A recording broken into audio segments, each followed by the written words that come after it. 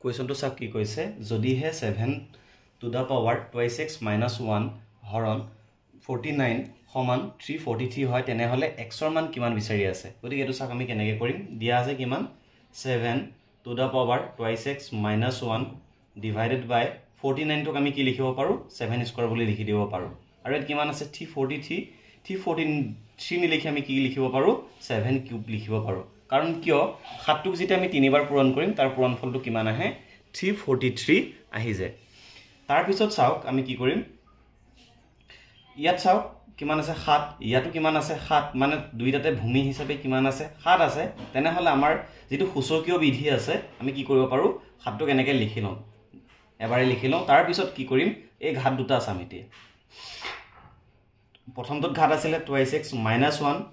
মাজত কি চিন আছে চাওক এডাল হৰণ চিন হৰণ থাকিলে আমি কি কৰিব দিম ইয়াত মাইনাস কৰিম মাইনাস কিমান কৰিম ওপৰ ঘাতটো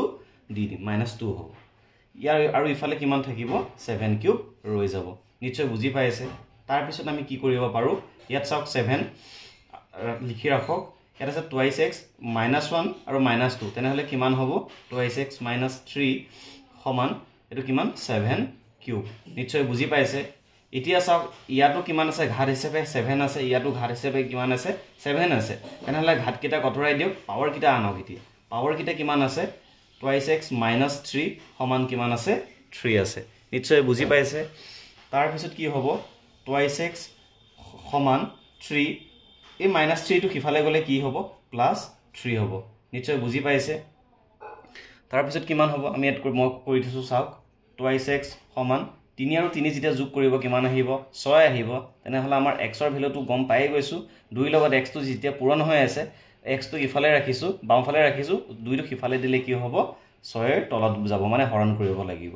তেনেহলে x ৰ ভ্যালুটো কিমান পাম 2 কিমান গুণ 6 2 3 গুণ 6 গতিকে আমাৰ যেটো x ৰ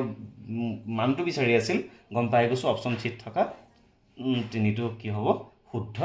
হ'ব